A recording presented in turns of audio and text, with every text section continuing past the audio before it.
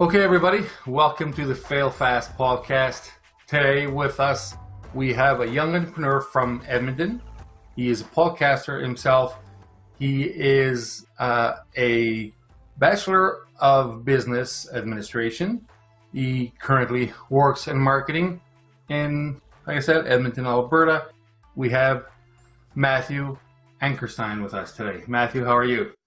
Good, man. How are you doing? Thanks so much for having me on the show. Very good. It's a pleasure having you. Thank you so much for finding the time to come here today.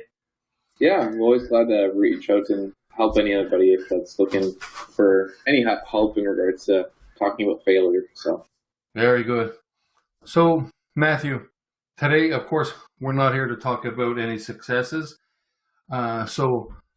Of course, if it comes up, we'll follow along. But do you have? Of course, everybody has failed, and not everybody loves failing. Let's put it that way. But do you have a failure? Do you want to share with us something that was a point in your life that you felt it was not so good? Yeah, I mean, I don't always look at, the way I look at failure is really different than, what I used to look at it before I really went through a couple of them. The way I used to look at it was, and I still, now that I think about it, I really look at it the same way. I look at it through it's an experience, and that failure is actually a good thing in a lot of ways. I think, if you don't have failures and you're not really trying anything new and you're not really moving yourself forward, right? Absolutely. So when I recall, the past year of my life, Quin, regards, I just graduated from school back in May last year, 2017. I worked every summer throughout school for 4 years, did construction jobs, operated heavy equipment, did landscaping, a bunch of different things to really afford the luxury to be able to go through school for 4 years and not have to take out student debt and stuff like that, right? So that was a major win. But as soon as after I graduated out of college, out of NEAT with the BBA, I went into a job doing door-to-door sales, actually, for an alarm securities company. I'm not going to name the names or anything like that, just to protect their identities and stuff, right? But, just going through that experience, I really wanted to become a really good high-performance individual. I really wanted to build out my sales career in a lot of ways, right? And I went out within a week. Actually, I got hired on after I graduated. I graduated on the Friday of May 5th, I think, or 4th last year. And I went in for the job interview the day before I graduated, got it, and then I got shipped out to Saskatchewan to do door-to-door sales on the Monday without no training or anything like that. Wow. And what I really learned going through that experience, in short, was that, I'm really glad that I did it when I look back on it today, honestly. But I went out to Saskatchewan, did door-to-door for about 2 months. It was a little under 2 months, but a large part of the reason why I had to stop was because I wasn't making enough sales for myself to keep going at the end of the day. Mm-hmm. Just being a recent graduate, going 4 years throughout school, money was a little bit tight at times. But at the end of the day, it didn't work out, right? The sales career didn't work out within the door-to-door. But, something that I really hoped was going to be really good just didn't work out. But I look back on those times in my life and I think to myself, man, did I ever learn a lot, right? I learned I learned so much about framing, how you frame a conversation, how you lead to a sale, more of that stuff that I learned doing that door-to-door sales and practicing it, getting doors slammed in my face 1,000 times really helps me do what I do today, right? And so when I'm analyzing marketing copy or sales copy, I can understand how the consumer feels and how they go through the experience, right? So, it's funny how a lot of times failure when we're going through it really sucks, like you mentioned, but in the grand scheme of things, it works out in the end. So after all those learnings actually came from you. You didn't end up getting any official training from them at any point. Well, I got some training, right? So every day before we went out knocking on doors, there was an hour-long sales training. And so we would just talk about working on your pitch, how do you frame conversations and little things. But there was nothing like that was really formalized training, I guess you would say. But I think that was a good thing when I look back on it. I think a lot part of what makes people successful is that they have to be willing to show that they're eager and willing to learn, and that they're really willing to push themselves to the limits.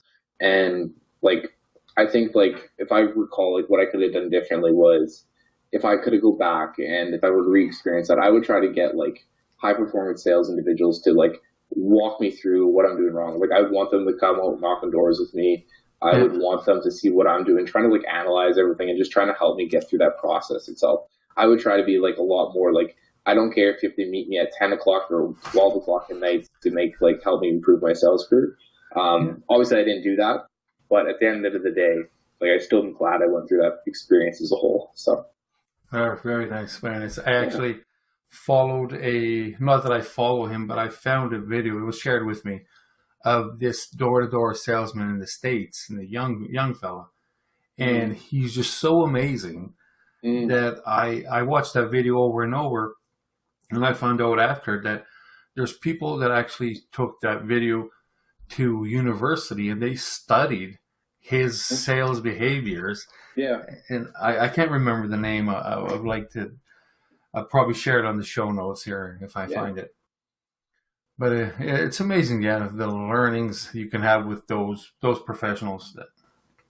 Well, it's funny because like I think when I look back on it now, and I really think about my sales career in that regards for the 2 months, like I learned so much about like how a consumer feels and how you frame conversations. And I learned that like more or less everything you do nowadays is sales. Yes. Right. What like I like this podcast is a sales interview in a lot of ways, right? You know, if you're meeting somebody at the bar and you're trying to grow or whatever, you're selling yourself in some way, shape, or form to a certain degree.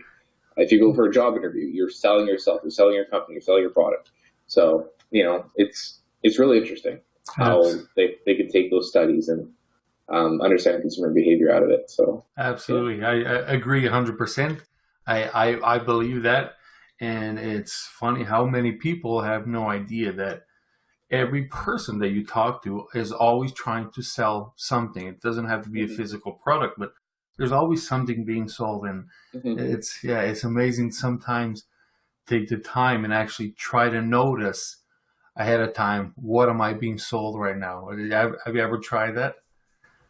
Yeah, I think so. I think everyone has, right? Yeah. I think everyone's had the telemarketer call them up and be like, hey, I'm looking for such and such person. And you're like, and the first thing you're going through your mind is because you've had an experience with these people before is what are you trying to sell, right?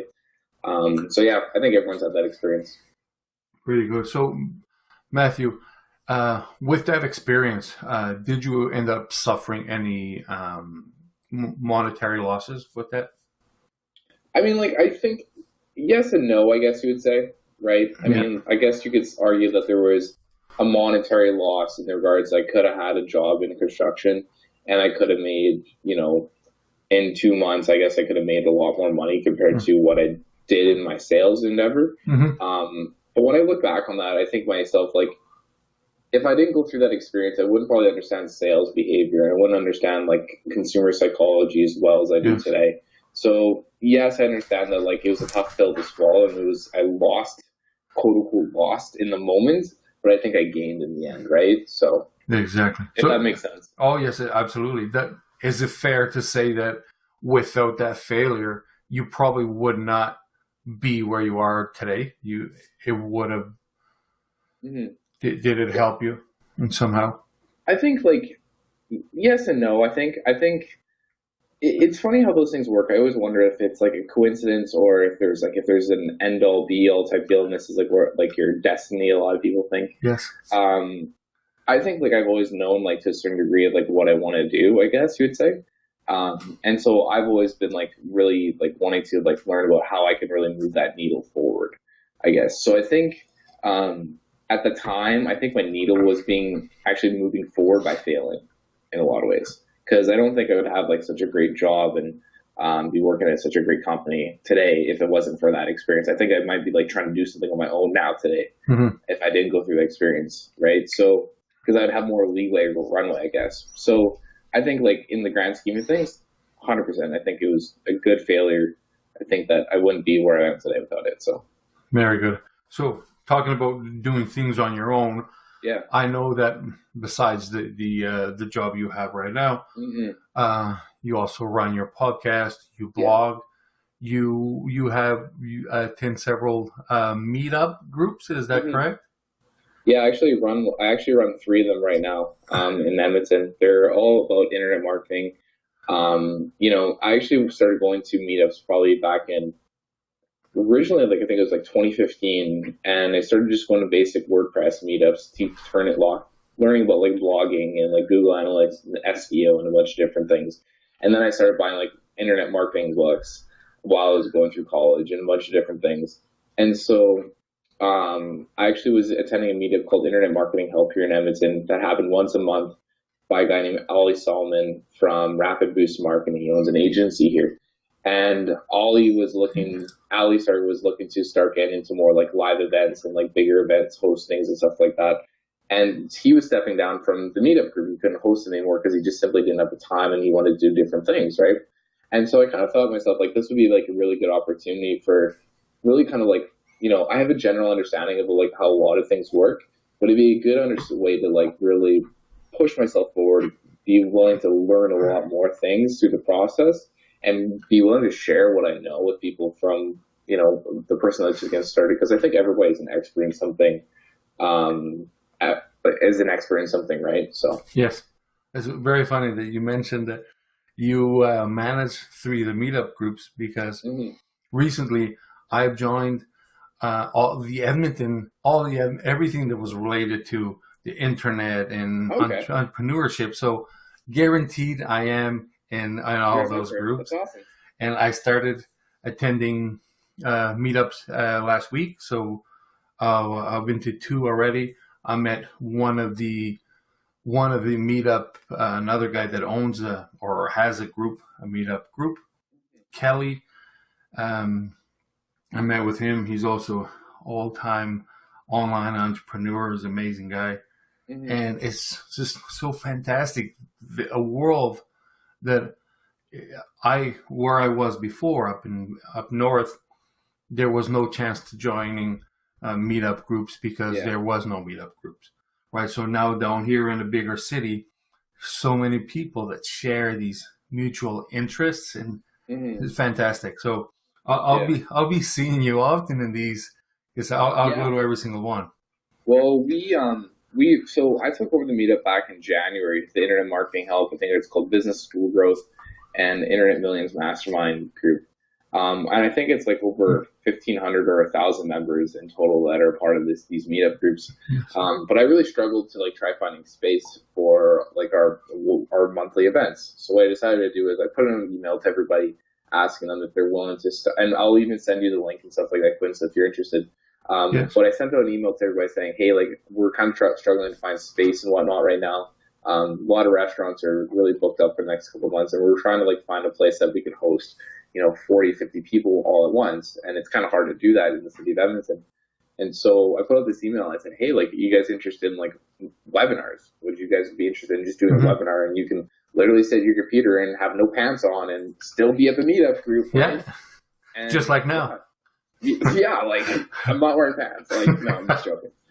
But you know what I mean? Like, I think it's really cool how just with technology nowadays, you can really like integrate large groups of people like that and have people come together. So yeah, I'll definitely send you the link for that, and you can definitely share it through the podcast and everything if people are interested in the webinar. So that would be great, and I'll probably even look into one of the meetings I had was at the ATB Entrepreneur Center, and I don't know. You probably looked into that if they have rooms available. Yeah.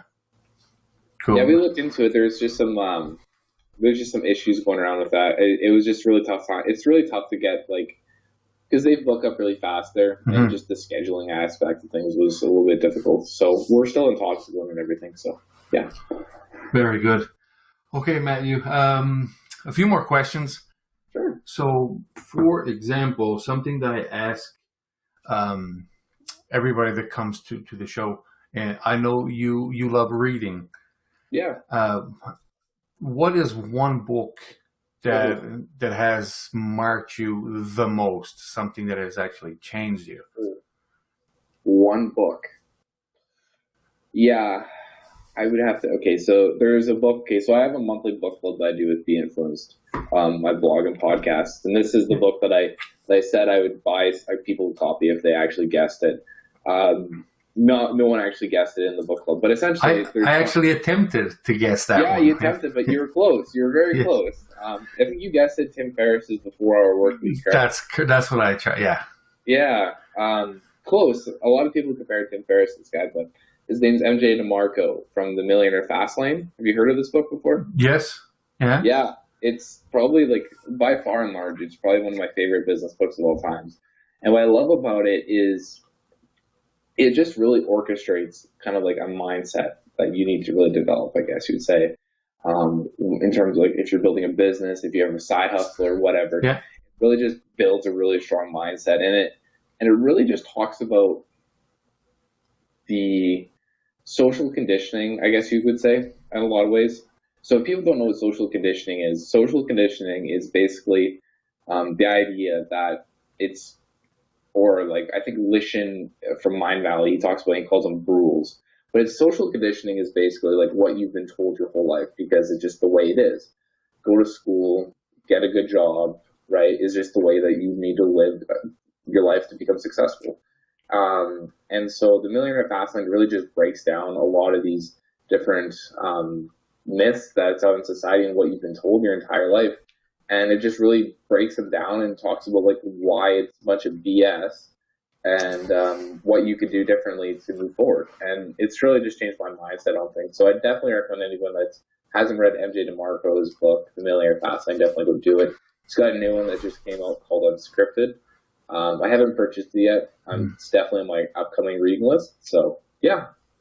Very good. And it's fantastic how things change so much because being in an older generation, it took me, 35 years to actually develop that kind of mentality that you have already. And it's fantastic that back then there was not a, it was the mentality that everything that you learn has to be, you have to learn it in school, and of course, yeah, things change a lot, and we evolve with times too.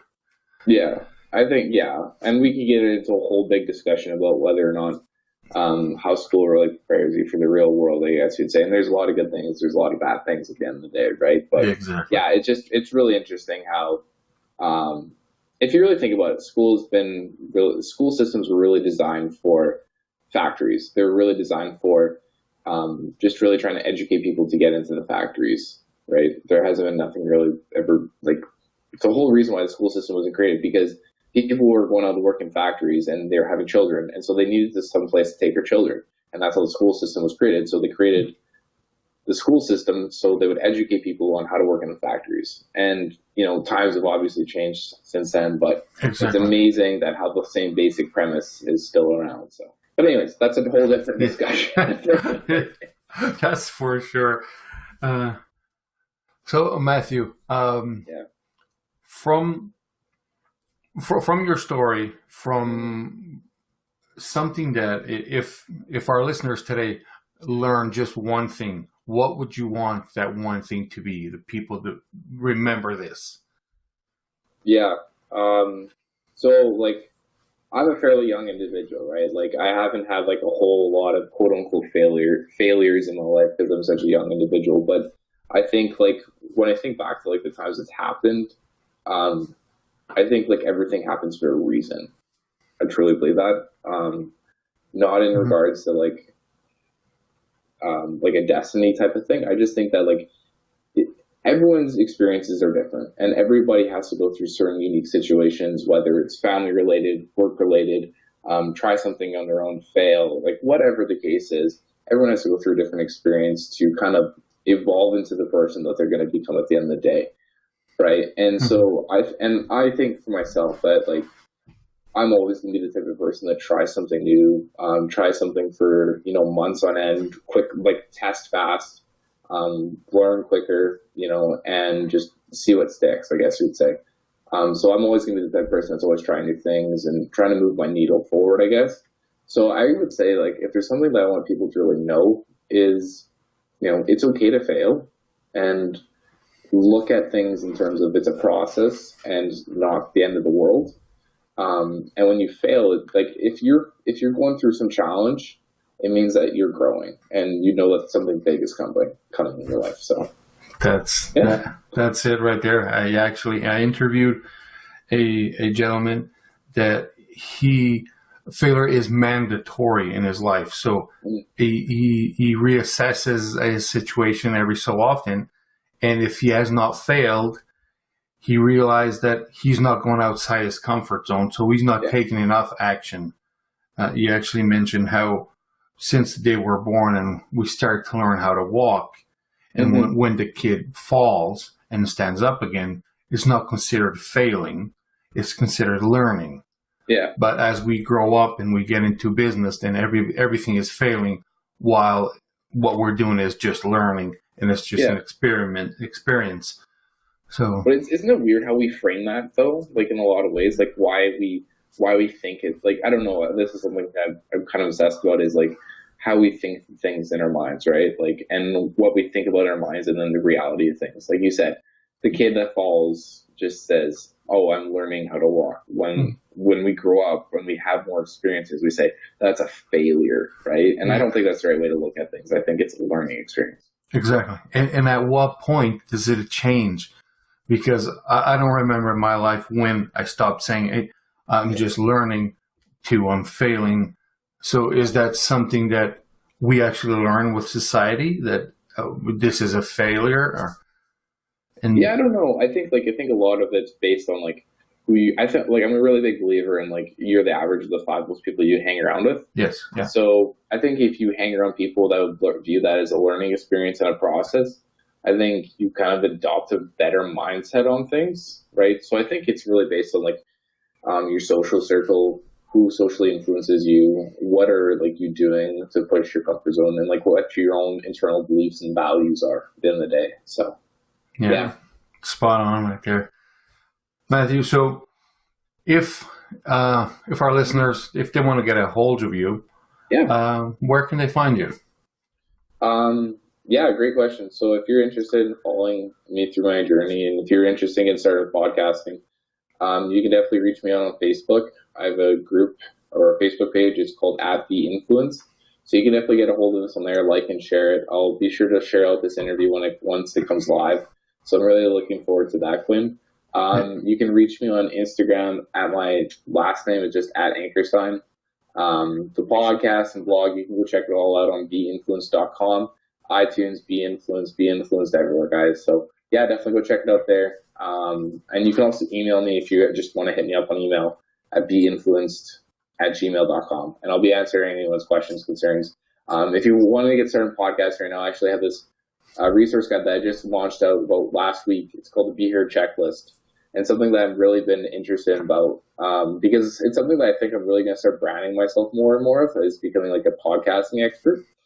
And simply because like when I was doing door-to-door sales, I had a guy reach out to me named Rick Harris, and he was looking to get started in podcasting, and he wanted to get started in podcasting because he wanted to build a social following for when he sells his book about real estate investing.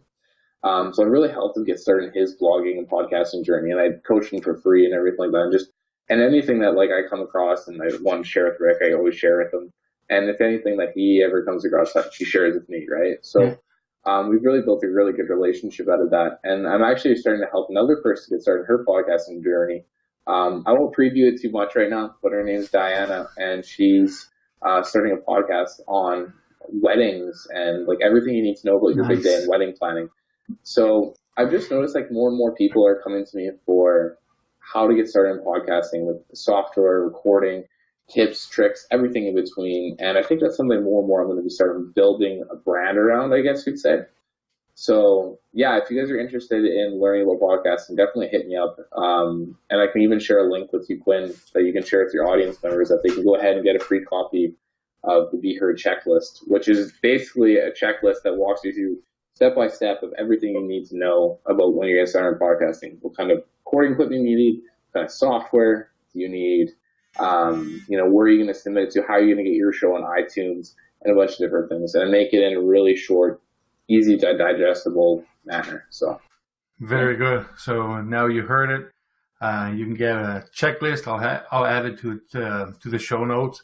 And for the record, the B influence is B, just like the bug. It's BEE influence, and I actually really like your logo because it matches, and it's very good.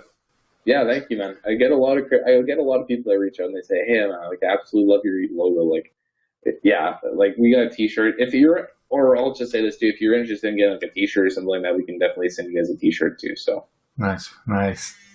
Well, I really appreciate your time, Matthew, and thank you for being with us. Thank you for the checklist that you're gonna let everybody have, and I hope all the best.